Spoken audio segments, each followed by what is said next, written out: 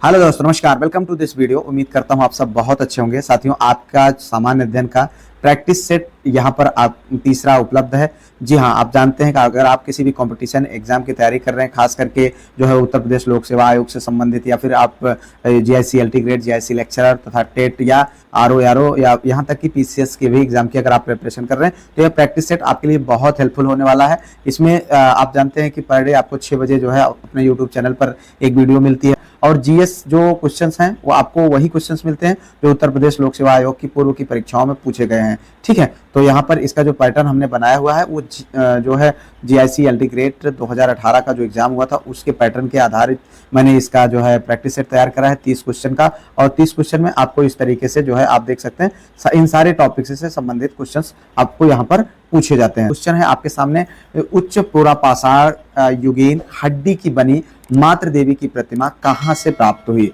जी हाँ, इसमें 4 ऑप्शन है। पहला है गोदावरी घाटी जो कि महाराष्ट्र में है, दूसरा है नर्मदा घाटी मध्य प्रदेश में है, तीसरा है सोन घाटी वो भी मध्य प्रदेश में है, चौथा है बेलन घाटी जो उत्तर प्रदेश में है। तो इसका सही आंसर क्या है आपको करना है। तो इसका सही आंसर क्या है? जी हाँ, बेलन घाटी।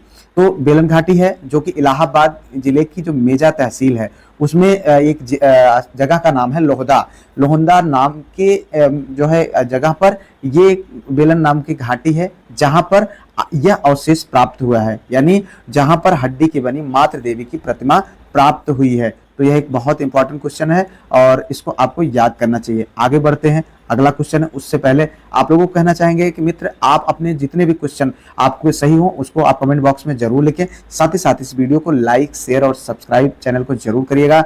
इस वीडियो का लाइक जो मैं टारगेट रखता हूं वो 1000 लाइक है। अगला क्वेश्चन है, इसमें लिखा है निम्नलिखित में से कौन सही सुमेलित नहीं है? एक तरफ राजा का नाम है, दूसरी तरफ उसके अभिलेख का नाम है। जी हाँ, तो आपको बताना है कि इसमें जो है कौन ऐसा जो साड़ी है जिसमें सही मैचिंग नहीं है। तो इसमें पहला ऑप्शन है कुमारगुप्त जिनका अभिलेख है मंदसौर अभिलेख, दूसरा है पतिक जिनका तक्षशिला अभिलेख है, तीसरा है प्रभावती गुप्ता जिसका उदयगिरी गुहा अभिलेख है, और चौथा है समुद्रगुप्त जिनका है एरण अभिलेख। तो इसमें कौन ऐसा है जो मैचिंग नहीं है, यानी जो सही नहीं है, तो उसको आपको बताना है। तो इसमें जो सही ऑप्शन है वह है तीसरा। जी हाँ, प्रभावती गुप्ता का उदयगिरी गुहा अभिलेख नहीं है। उदयगिरी गुहा अभिलेख जो है कुमारगुप्त प्रथम का है। किसका है? जो है कुमारगुप्त प्रथम का है, जो गुप्त वंश के महान शासक थे उनका अभिलेख है। ठीक है, और यह मुख्यतः अभिलेख जो है जैन में लिखा हुआ है। ठीक है, जैन अभिलेख है।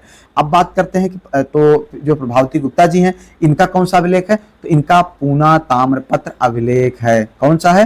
पूना ताम्रपत्र अभिलेख है। कभी क्वेश्चन बन सकता है कि प्रभावती गुप्ता का कौन सा अभिलेख है, तो पूना ताम्रपत्र अभिलेख। जी हाँ, आगे बढ़ते हैं। अगला क्वेश्चन है, महमूद गजनवी के गुजरात अभियान के समय चोल देश का मतलब चोल देश पर कौन राज्य कर रहा था? पहला ऑप्शन है उत्तम चोल, दूसरा है राजेंद्र फर्स्ट, तीसरा है राजराज और चौथा है कुलोतुंग।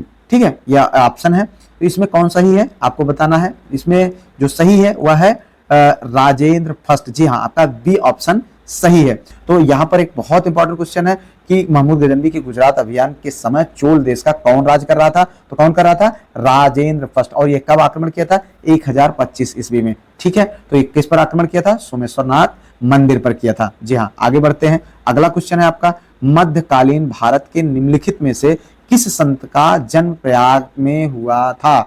जी हाँ, पहला ऑप्शन है कुंभन दास, दूसरा है रामानंद का, तीसरा है रैदास, चौथा है तुलसीदास का। इसमें जो सही ऑप्शन है वो कौन है? रामानंद जी। जी हाँ, रामानंद जी का जन्म कहाँ हुआ था? प्रयाग में हुआ था। ठीक है, आगे बढ़ते हैं। अगला क्वेश्चन है आपका, निम्नलिखित में से किस मुगल सम्राट ने राजा राम मोहन राय को अपने दूत के रूप में लंदन भेजा था? तो इसमें 4 ऑप्शन है, Alamgir second, Shah Alam second, Akbar second, Bahadur Shah. ठीक है, तो इन चारों में से किसने भेजा था? तो इसका जो सही आंसर है वह है अकबर सेकंड ने। जी हाँ, मुगल सम्राट अकबर सेकंड ने, जिसको अकबर शाह के नाम से भी जाना जाता है, वह सन 1830 में राजा राम मोहन को अपने दूत के रूप में ब्रिटिश सम्राट विलियम चतुर्थ के दरबार में लंदन भेजा था। ठीक है, यह जो है शाह आलम सेकंड का पुत्र एवं अंग्रेजों का पेंशनर था। कौन? ये अकबर सेकंड। किसका पुत्र था? शाह आलम सेकंड का, तथा अंग्रेजों का पेंशनर था। राजा राम मोहन राय ने जो है 1803 से 1814 ईस्वी तक ईस्ट इंडिया कंपनी के अधीन कार्य भी किया था। ठीक है।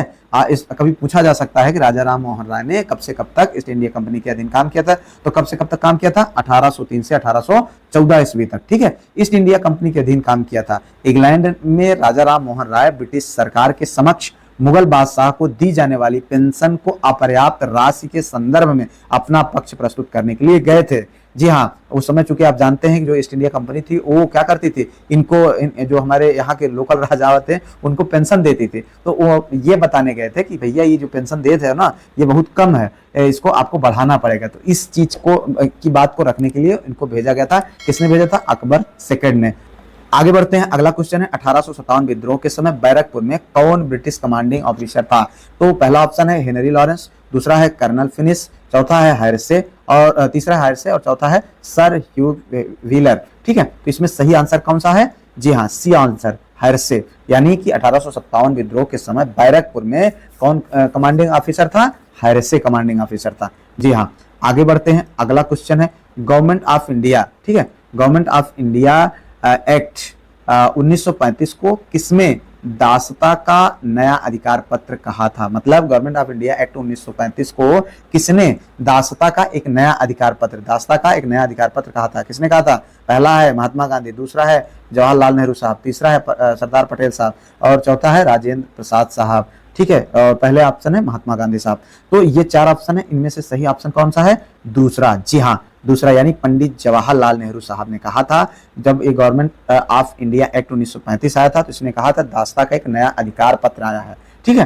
ठीक है, आगे बढ़ते हैं, अगला क्वेश्चन है भारत में सामाजिक असमानता है यह निम्न में से किससे सिद्ध होता है? ठीक है, साक्षरता से, बेरोजगारी से, अमीर और गरीब में अंतर और अस्पृश्यता के चलन से। चार में से कौन सा ऑप्शन सही है आपको बताना है, ठीक है। इसका जो सही आंसर है वह है अस्पृश्यता के चलन की वजह से यह पता चलता है कि भारत में सामाजिक असमानता है, ठीक है। तो आगे बढ़ते हैं, अगला क्वेश्चन है आपका संसदात्मक शासन में वैधानिक संप्रभु कौन होता है? भैया इसमें ऑप्शन है प्रधानमंत्री, संसद, राष्ट्रपति, सर्वोच्च न्यायालय। आप जानते हैं हमारा देश जो है लोकतांत्रिक देश है, तो इसका जो सही आंसर है वह है संसद। जी हाँ, संसदीय शासन में सामान्यतः संसद को संप्रभु माना जाता है, अर्थात संसद जो है सर्वोच्च होती है तथा समस्त विधि का स्रोत भी होती है, यानी सारे नियम कानून यहीं से बनते हैं और एक लोग के हाथ में यहाँ पर सत्ता निहित नहीं होती है, ठीक है। आगे बढ़ते हैं, अगला क्वेश्चन है केरल तट को किस नाम से जाना जाता है? यह क्वेश्चन रिपीटेड है। पहला ऑप्शन है मालाबार तट, दूसरा है कोंकण तट, तीसरा है उत्तरी सरकार, चौथा है कोरोमंडल तट। तो इसका सही आंसर है मालाबार तट। जी हाँ, यह रिपीटेड क्वेश्चन है, इससे पहले पूछा जा चुका है, ठीक है। आगे बढ़ते हैं, अगला क्वेश्चन है संसदीय सरकार में मंत्रिमंडल उत्तरदायी होता है? किसका उत्तरदायी होता है? पहला है मंत्रिपरिषद के प्रति, दूसरा है प्रधानमंत्री के प्रति, तीसरा है विधायिका के प्रति, चौथा है राष्ट्रपति के प्रति। तो इसका जो सही आंसर है वह है सी। जी हाँ, तो संसदीय सरकार में मंत्रिमंडल विधायिका के प्रति उत्तरदायी होता है। आगे बढ़ते हैं, अगला क्वेश्चन है 9 डिग्री चैनल, ये चैनल लिखा है, गलत लिखा है, इसको चैनल पढ़ा जाए, ठीक है। पहला ऑप्शन है कवरत्ती तथा मिनकाय के बीच में, दूसरा है अमीन दीवी तथा कवरत्ती के बीच में, तीसरा है कार निकोबार तथा ग्रेट निकोबार के बीच में, चौथा है अंडमान एवं निकोबार द्वीपों के बीच में। तो इसका जो सही आंसर है वह है आपका जो है कवरत्ती और मिनकाय के बीच में। कुछ जो प्रमुख चैनल है उनके बारे में थोड़ा सा हमको जान लेना चाहिए। अंडमान और कार निकोबार, ठीक है, इसके बीच में एक चैनल है जिसको 10 डिग्री चैनल बोलते हैं, 10 डिग्री चैनल, ठीक है। और एक मिनकाय लक्षद्वीप के बीच में जो ये 9 डिग्री चैनल है। फिर है मालदीव और मिनकाय के बीच में 8 डिग्री चैनल है। आगे बढ़ते हैं, अगला क्वेश्चन है कुमायूं हिमालय निम्नलिखित में से किस नदियों के बीच स्थित है? पहला है सिंधु और सतलज, ठीक है, दूसरा है काली और तिस्ता, तीसरा है सतलज और काली और चौथा है तिस्ता और ब्रह्मपुत्र नदी के बीच में। तो इसका जो सही आंसर है वह क्या है? वह है तीसरा, सतलज और काली नदी के बीच में। जी हाँ, यहाँ पर थोड़ा सा ध्यान दीजिएगा, हिमालय क्षेत्र को 4 प्रमुख प्रादेशिक भागों में बांटा गया है। यह विभाजन किसके आधार पर है? घाटियों के आधार पर है, ठीक है। किसके आधार पर बांटा गया है? घाटियों के आधार पर। और किधर से किधर बांटा गया है? पश्चिम से पूर्व की ओर। तो पश्चिम से पूर्व की ओर बांटा गया है। तो पहला जो भाग है वो पंजाब हिमालय के नाम से हुआ है, जिसमें जो है सिंधु से सतलज नदी के मध्य वाले पर्वतीय भाग को पंजाब हिमालय कहते हैं। इसका विस्तार मुख्यतः जम्मू कश्मीर और हिमाचल प्रदेश में है। उसके बाद दूसरा भाग फिर जो है कुमायूं हिमालय आता है। ठीक है, वो सतलज और काली नदी के बीच का क्षेत्र है। गंगा एवं यमुना नदी का उद्गम इसी क्षेत्र से है।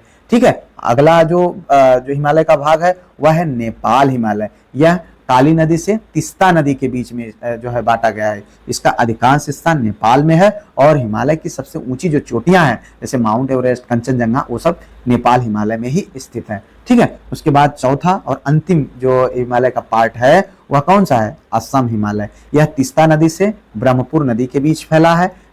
इस भाग में नामचा बरवा एवं कुला कांगड़ी चोटियां स्थित हैं।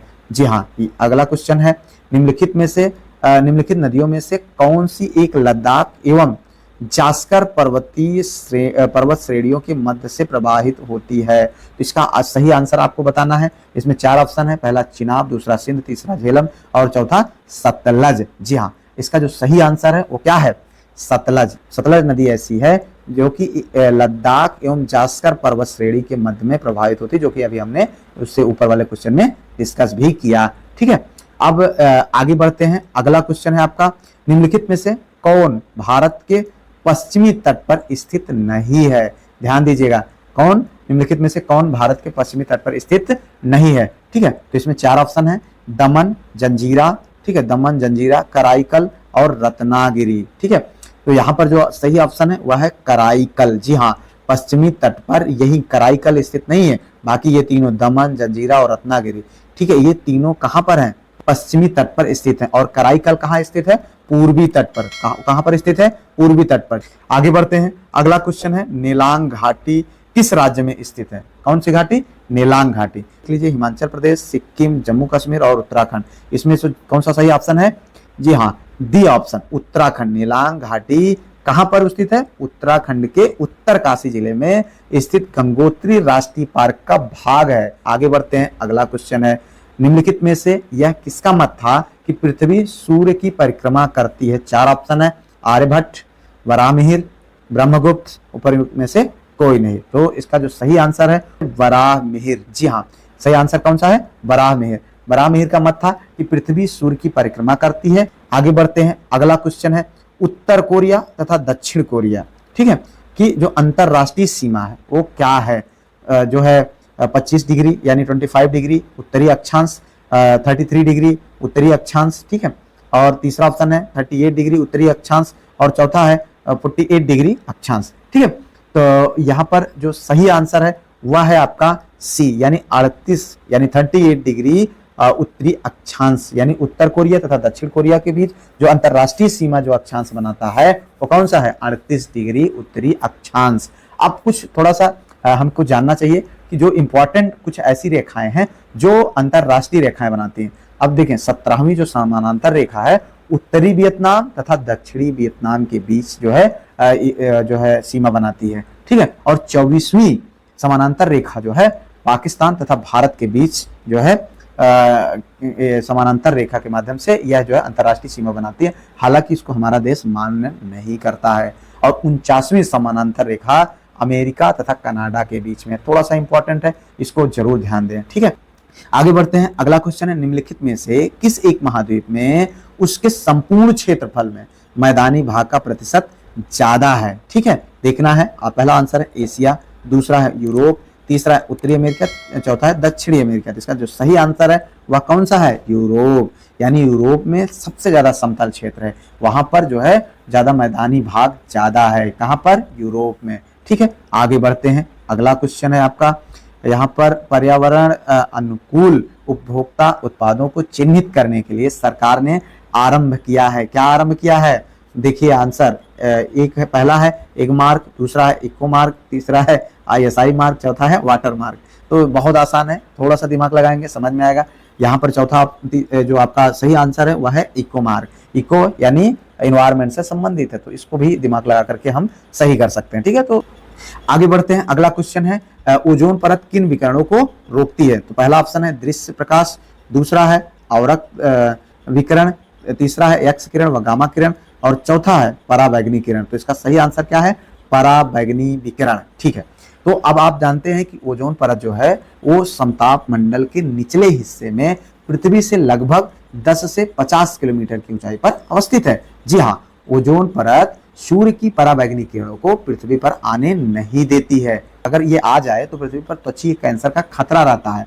ठीक है, तो ओजोन परत को इसीलिए हम लोग संरक्षित करते हैं, इसलिए ओजोन दिवस मनाया जाता है। कब मनाया जाता है? 16 सितंबर को प्रत्येक वर्ष ओजोन दिवस मनाया जाता है, ओजोन परत संरक्षण दिवस। जी हाँ, ये बहुत इंपॉर्टेंट है, इसको हमें याद रखना चाहिए। ठीक है, आगे बढ़ते हैं। अगला क्वेश्चन है आपका, निम्नलिखित में से रेडियो सक्रियता का मात्रक कौन सा नहीं है? समझ में आ रहा है? कौन सा नहीं है? ये क्वेश्चन नहीं, देखो ये बात ध्यान रखना आप भाई, जब कभी भी सवाल हल करना तो नहीं पर विशेष ध्यान देना, यहाँ यही गड़बड़ करता है मामला। ठीक है, तो पहला ऑप्शन है बेकुरल, दूसरा है आइंस्टीन, तीसरा है रदरफोर्ड और चौथा है ड्यूरी। ठीक है, ये चारों ऑप्शन है। इन चारों ऑप्शन में जो सही आंसर है वह कौन सा है? आइंस्टीन। जी हाँ, आप जानते हैं कि बेकुरल, रदरफोर्ड और क्यूरी ये तीनों जो है रेडियो सक्रियता के मात्रक हैं। ठीक है, क्या है? रेडियो सक्रियता के तीनों मात्रक हैं, ये और ये। कौन नहीं है? आइंस्टीन। ठीक है, तो यहाँ पर जो सही आंसर होता है वो बी आंसर यानी आइंस्टीन। आगे बढ़ते हैं, अगला क्वेश्चन है, दूध उदाहरण है, यानी दूध किसका एग्जाम्पल है, उदाहरण है? यह देखो ऑप्शन है, एक स्लिस का, दूसरा है यह एक पायस का, तीसरा है एक निलंबन का, चौथा है एक फेन का। जी हाँ, तो इसका थोड़ा सा इसको ध्यान दीजिए और पढ़ लीजिए। इसका जो सही आंसर है एक पायस का। तो दूध किसका एग्जाम्पल है? एक पायस का। और दूध एक कोलाइडल पदार्थ है जिसका सफेद रंग किसके कारण होता है? बहुत इंपॉर्टेंट है, इसीलिए आप इस क्वेश्चन को मैंने मेंशन किया है कि इसका सफेद रंग किसकी वजह से होता है? केसीन के कारण होता है। किसकी वजह से? केसीन के कारण। घी तथा दूध का पीला रंग किसके कारण होता है? कैरोटीन के कारण होता है। किसके कारण? कैरोटीन के कारण। दूध इसमें पाए जाने वाले मिठास किसकी वजह से होता है? लैक्टोज की वजह से। दूध में जो मिठास पाई जाता है वो किसके कारण होता है? लैक्टोज की वजह से। ठीक है, आगे बढ़ते हैं। अगला क्वेश्चन है आपका, वृद्धावस्था एवं काल प्रभावन के विषय में ज्ञान प्राप्त करने की विधा को क्या कहते हैं? तो इसमें जो ऑप्शन है आपका ओंकोलॉजी, दूसरा है जेरेंटोलॉजी, तीसरा है टेरेंटोलॉजी, चौथा है आर्निथोलॉजी। ठीक है, तो यहाँ पर जो सही आंसर है वह है जेरेंटोलॉजी। जी, अंतरिक्ष यान ने चंद्रमा पर जल के होने की पुष्टि की है। तो इसका जो ऑप्शन है ओरियन, जेमिनी, सोफिया और मर्क्यूरी। तो यहाँ पर जो सही आंसर है वह है आपका सी आंसर, सोफिया। जी हाँ, अमेरिकी अंतरिक्ष एजेंसी जिसका नाम क्या है? नासा। नासा ने जो सोफिया मतलब अंतरिक्ष यान था उसने पुष्टि किया कि चंद्रमा पर जल है। आगे बढ़ते हैं, अगला क्वेश्चन है, भारत में गरीबी का आकलन किसके द्वारा किया जाता है? तो इसका जो चार ऑप्शन है, राष्ट्रीय गरीबी आयोग, दूसरा है राष्ट्रीय सांख्यिकी आयोग, तीसरा है नीति आयोग का कार्यदल, चौथा है राष्ट्रीय योजना आयोग। तो इसका जो सही आंसर है वह है नीति आयोग का कार्यदल के द्वारा भारत में गरीबी का आकलन किया जाता है। आगे बढ़ते हैं, अगला क्वेश्चन है आपका, निम्नलिखित में से कौन, ठीक है, निम्नलिखित में से कौन सा आर्थिक विकास का प्रमुख कारक नहीं है? ठीक है, तो इसमें पहला ऑप्शन है पूंजी का संचयन एवं तकनीक, दूसरा ऑप्शन है जनसंख्या में परिवर्तन, तीसरा ऑप्शन है विशेषीकृत क्रिया योग गतिविधियों में श्रम विभाजन, थोड़ा सा यहाँ मिसप्रिंट हुआ है। उसके बाद जो है चौथा ऑप्शन है तकनीकविद एवं नौकरशाह। तो इसमें जो सही आंसर है वह है तकनीकविद एवं नौकरशाहों को आर्थिक विकास के प्रमुख कारकों में शामिल नहीं किया जाता है, जबकि पूंजी का संचयन एवं तकनीक सुधार, जनसंख्या में परिवर्तन और जो है ये क्या नाम से विशेषकृत गतिविधियों में श्रम विभाजन को आर्थिक विकास के प्रमुख कारकों में शामिल किया जाता है। हालांकि इसका जो आंसर सही है वो कौन है?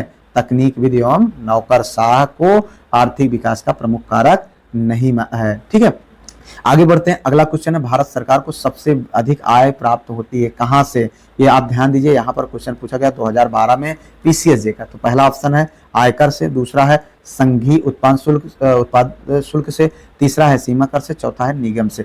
तो चूंकि 2012 का है, उस समय क्या था? भारत को अधिक आय जो प्राप्त होता था वो निगम कर से प्राप्त होता था। लेकिन अब 2022-23 में जो केंद्रीय बजट जारी किया गया उसमें स्पष्ट किया गया है कि भारत को जो सबसे अधिक आय का जो स्रोत है उधार एवं अन्य देयताएं से। ठीक है, और दूसरा जो इनकम का स्रोत बना है वह है जीएसटी। अब तीसरे नंबर पर निगम कर आ गया है। ठीक है, और चौथे नंबर पर आयकर कर जो है, ठीक है, आयकर है, और पांचवें नंबर पर है केंद्रीय उत्पाद शुल्क है। ठीक है, तो इस तरीके से यहाँ आगे बढ़ते हैं। अगला क्वेश्चन है, निम्न में से कौन सा एक फल जेली बनाने हेतु अधिक उपयुक्त होता है? तो 4 ऑप्शन है, पपीता, करौदा, आम और केला। तो जेली किससे बनाया जाता है? ज्यादातर प्रयोग करौदा का किया जाता है। ठीक है, तो आगे बढ़ते हैं। अगला क्वेश्चन है, निम्नलिखित में से विश्व के किस नगर की जनसंख्या का घनत्व न्यूनतम है? पहला ऑप्शन है बैंकॉक, दूसरा है लाहौर, तीसरा है सिंगापुर, चौथा है सेंट पीटर्सबर्ग। यानी किस नगर का जो जनसंख्या घनत्व है वो कम है, इनमें आपको बताना है। तो इसमें जो चौथा ऑप्शन है वही आपका क्या है? सही है। कौन? Saint Petersburg. जी हाँ, यही आपका सबसे सही आंसर है। आगे बढ़ते हैं। एक और मात्र क्वेश्चन है, क्योंकि बीच में एक रिपीटेड क्वेश्चन हो गया तो इसलिए यहाँ पर एक्स्ट्रा कर दिया गया। उत्तर प्रदेश का जो राजकीय पक्षी है वो क्या है? ध्यान दीजिएगा, उत्तर प्रदेश का राजकीय पक्षी कौन है? पहला ऑप्शन है मोर, दूसरा है सारस, तीसरा है तोता, चौथा है कोयल। देखो यहाँ पर गलतियां हो जाती है, लोग ध्यान नहीं देंगे कि राजकीय पूछ रहा है राष्ट्रीय पूछ रहा है और पटाख से गलती करके चले जाते हैं। तो यहाँ पर जो सही आंसर है वह है बी, यानी सारस। अब थोड़ा सा उत्तर प्रदेश के जो प्रमुख प्रतीक चिन्ह है उनको हम जान लेते हैं। तो जो उत्तर प्रदेश का जो राजकीय पशु है वो कौन सा है? बारहसिंगा। कौन है? बारहसिंगा। राजकीय पक्षी कौन है? सारस। और जो राजकीय वृक्ष है वो कौन है? अशोक। और राजकीय पुष्प पलाश। पलाश माने हमारे यहाँ गांव में ढाक बोला जाता है। ठीक है, राजकीय चिन्ह क्या है? राजकीय चिन्ह एक वृत्त में 2 मछली, 1 तीर धनुष। ये आपका जो है हमारे राजकीय चिन्ह हुए। तो यहाँ पर आपके 30 क्वेश्चन का जो प्रैक्टिस सेट है समाप्त होता है। उम्मीद करता हूँ आपको बहुत कुछ सीखने को मिला होगा। पीडीएफ लेने के लिए आप जो है डिस्क्रिप्शन में दिए हुए लिंक से आप टेलीग्राम चैनल में जुड़ जाएं, वहां पर आपको पीडीएफ प्रोवाइड करा दी जाएगी। और जो भी आपके जितने भी क्वेश्चन सही हुए हो उनको आप कमेंट बॉक्स में जरूर लिखें। अभी तक अगर चैनल को सब्सक्राइब नहीं किया है, वीडियो को लाइक नहीं किया है, तो ये सब कर लीजिए और हाइप जरूर कर दिया करें वीडियो को। ठीक है, फिलहाल मिलते हैं किसी और वीडियो में किसी और टॉपिक पर। तब तक के लिए जय Hind, Vande Mataram, best of luck.